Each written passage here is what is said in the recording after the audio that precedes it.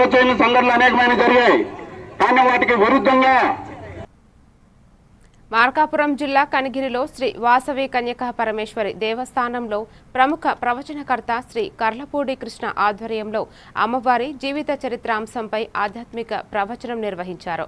ఈ కార్యక్రమానికి భక్తులు పెద్ద సంఖ్యలో హాజరై అమ్మవారి మహిమలను ఆసక్తిగా వినిపించారు.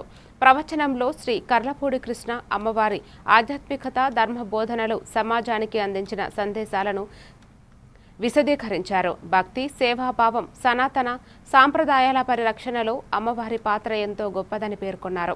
ఈ కార్యక్రమంలో దేవకి వెంకటేశ్వర్లు, దేవకి శ్రీనివాసులు, కొలిపర్తి వెంకటస్వామి పాల్గొన్నారు. చదువుకునే వీలుగా పుస్తక రూపంలో తీసుకొస్తే ఉపయోగంగా ఉంటుంది అని. ఉంటుందా ఉండదా ఉంటుందా?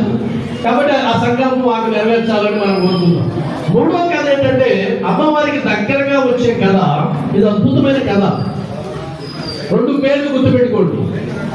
సోమదత్తుడు, ప్రతాపవతి వైశ్య దంపతులు. సోమదత్తుడు, నేను లాస్ట్ అడుగుతాను ఈ పేర్లు.